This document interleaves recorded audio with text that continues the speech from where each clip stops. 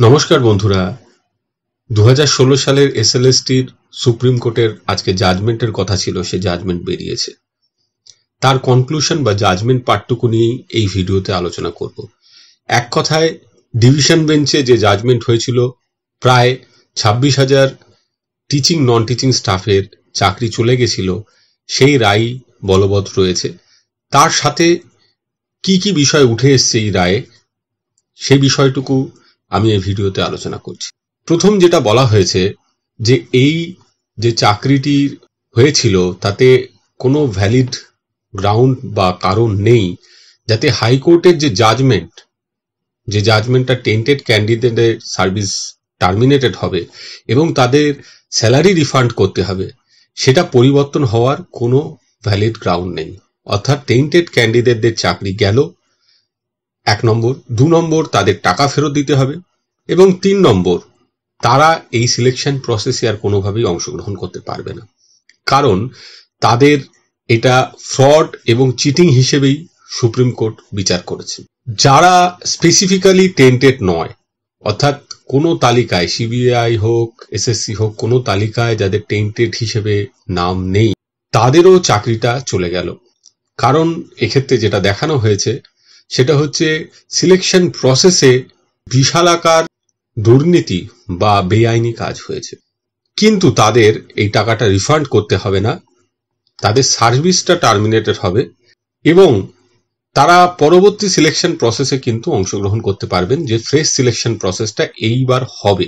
এদের মধ্যে যারা আগে কোনো ডিপার্টমেন্ট, স্টেট গভর্নমেন্টের কোনো অফিস বা অটোনোমাস বডিতে চাকরি করেছেন, তাদের সেই জায়গায় ফিরে যাওয়ার একটা অপশন কিন্তু দেওয়া হলো, যেটা ডিভিশন বেঞ্চের রায় ছিল না। তারা আগের জায়গায় ফিরে যেতে পারবেন। তার জন্য তারা এখন আবেদন জানাতে পারবেন। 3 মাসের মধ্যে তাদের আবেদন প্রসেস করতে হবে। এই যে সময়টা তাদের আগের 2016 যে অ্যাপয়েন্টমেন্ট হয়েছিল, সেই সময় থেকে এই সময় পর্যন্ত তারা যে ওই সার্ভিসে ছিলেন না, সেটা একটা স্পেশাল কেস হিসাবে দেখতে হবে। তাদের সার্ভিসটা ব্রেক হবে না, তাদের সিনিয়রিটি বজায় থাকবে, অন্যান্য যা যা প্রাপ্য সেটা তারা পাবেন, রিটায়ারমেন্ট বেনিফিটের ক্ষেত্রে কোনো অসুবিধা হবে না এবং তারা ইনক্রিমেন্টও পাবেন। তবে তারা ওইখানে ফিরে গেল, যেহেতু এখানে মাইনে পেয়েছেন, স্বাভাবিকভাবে ওইখানের কোনো মাইনে পাবেন না। এবং দেখা যেতে পারে যে যেহেতু ওই শূন্যস্থানগুলো রাজ্য সরকার বা অটোনোমাস বডি পূরণ করে ফেলেছে, এমন হতে পারে এই সময়ের মধ্যে, তাই সেই ক্ষেত্রে প্রয়োজন হলে সুপার নিউমেরি পোস্ট তৈরি করার কিন্তু কথা বলা হয়েছে। এখানে মনে রাখতে হবে, সরকারও কিন্তু সুপার নিউমেরি পোস্ট তৈরি করতে চেয়েছিল। তার সাথে এই সুপার নিউমেরি পোস্টটাকে গুলিয়ে ফেললে হবে না, দুটো বিষয় ভিন্ন। সোমা দাসের ক্ষেত্রে হাইকোর্টের মতোই হিউম্যানিটেরিয়ান গ্রাউন্ডে চাকরি বলবৎ থাকছে। অর্থাৎ এই প্যানেলের একমাত্র ক্যান্ডিডেট সোমা দাস, যার চাকরি কিন্তু বলবৎ থাকবে। কি কথা উঠে এসেছিল, ডিফারেন্টলি এবলড বা ফিজিক্যালি হ্যান্ডিক্যাপড বা প্রতিবন্ধী যে সমস্ত ক্যান্ডিডেট রয়েছেন, তাদের ক্ষেত্রে কিন্তু সেম বেনিফিট দেওয়া হচ্ছে না।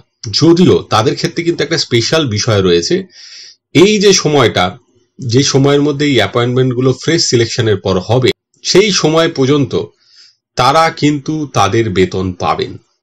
যদি 3 মাসের মধ্যে পুরো সিলেকশন প্রসেস সম্পন্ন হয়, বাকিরা কোনো ক্যান্ডিডেটরাই কিন্তু, আনটেন্টেড ক্যান্ডিডেটরাই কিন্তু তাদের বেতন পাবেন না, বেতন বন্ধ হয়ে যাবে। কিন্তু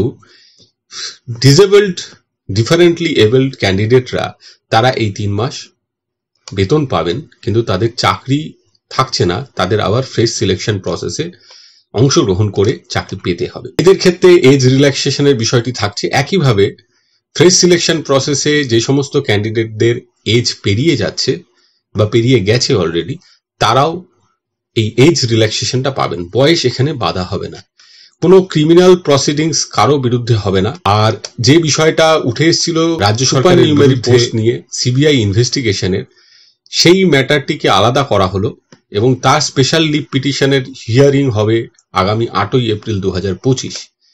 এখন যে বিষয়টা উঠে আসে, ফ্রেশ সিলেকশন প্রসেসে খুব স্পেসিফিক্যালি এখানে বলা নেই যে কেবলমাত্র 2016 সালে যারা সেই সময় অংশগ্রহণ করেছিলেন তারাই কেবলমাত্র অংশগ্রহণ করতে পারবেন।